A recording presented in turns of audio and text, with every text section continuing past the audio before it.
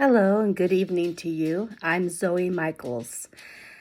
So, this is a pre recorded message. This is going to be on a website that is meant for healing, for emotional wellness, as well as other goals to support the people who are part of this community. And I am just so privileged to have been invited to be part of this community by Giovanni, who put it all together.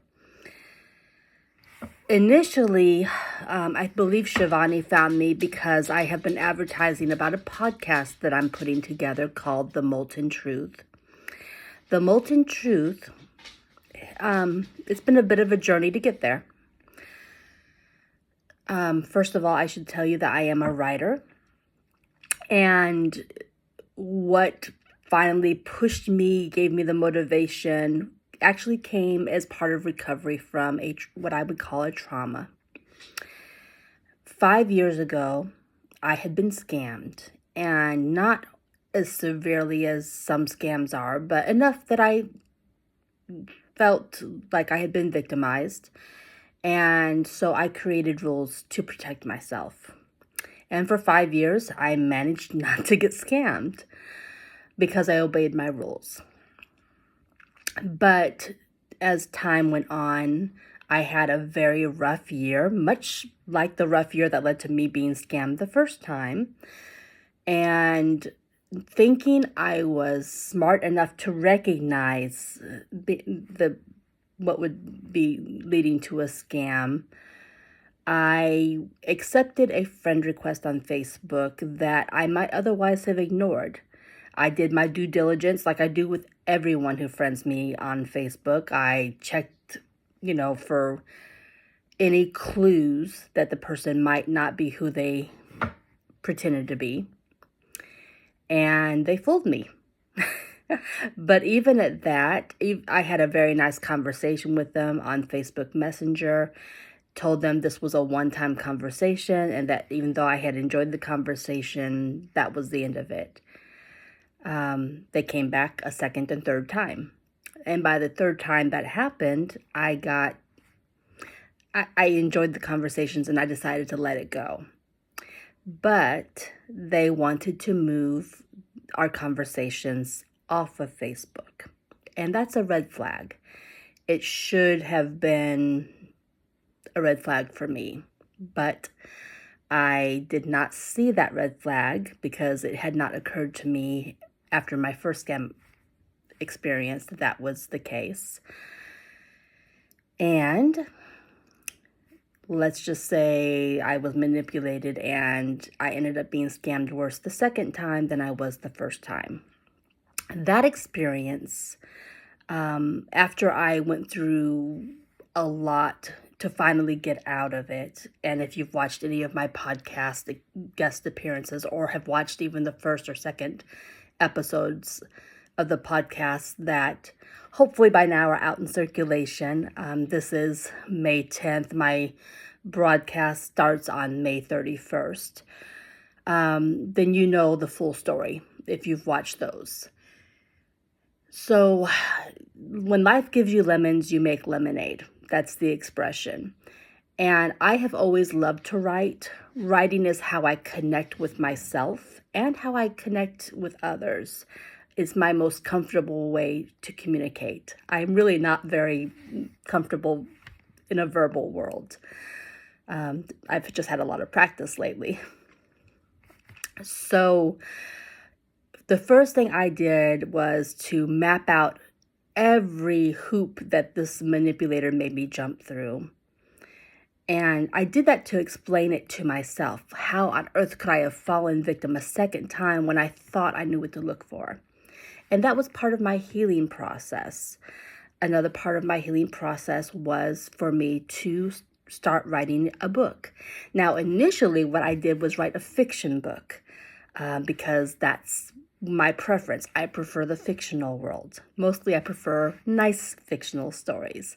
But I thought, well, let me write a fictional book that teaches a lesson, that helps people know what to look for in the realm of a story. I still have that book. It's not published. I might publish it someday. I shifted gears because I really wanted to create a tool that would help people identify if they were being manipulated, being scammed, and to help their family and friends either validate their fears or put their fears to rest.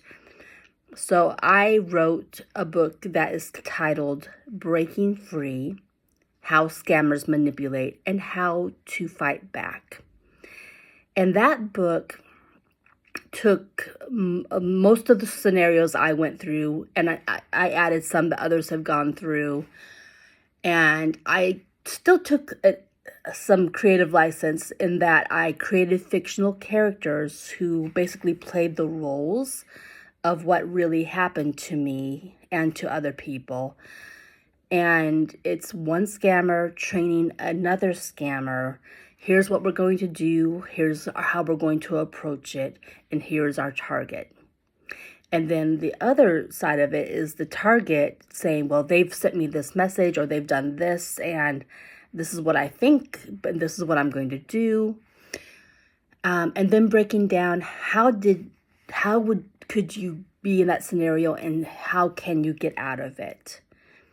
In addition to this type of format, to help people better understand maybe how they were scammed or how to get out of it if they're recognizing some of these things in the scammer's playbook, I created 3 questionnaires. There is a questionnaire for friends and family who think that someone they love is being scammed, that they can validate those concerns or, again, put those concerns to rest. There is one for professionals in case there's something that they might see or observe, and they can go over that and say, did my patient display this kind of behavior or make comments about this? Because this is about emotional and even mental wellness when you're under the influence of a scammer.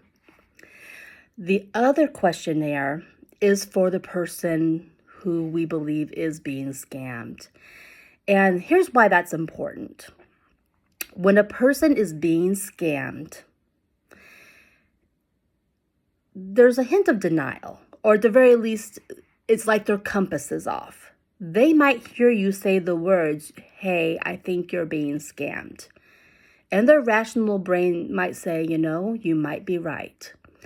But the emotional side and the mental side might say, no, that can't be right. Or, well, because only someone who is trying to scam me would be the one to contact me. And, who else could possibly love me but a scammer? And it's a very deep emotional wound that opens up. And it actually pushes them further under the influence of the scammer. So that's why that's important. How you approach that subject needs to be handled with care. If you're going to verbalize that, I would say at least also verbalize, but we love you and you are so lovable. That person needs that reassurance because there was something that drew them to that manipulation, to that scammer in the first place. So that is basically what I'm here for. I'm here to give you information about those resources, including a website I wish I had known existed back when I was being scammed. I did not find out about the website until after mine was over and done with. And I was actively looking for help.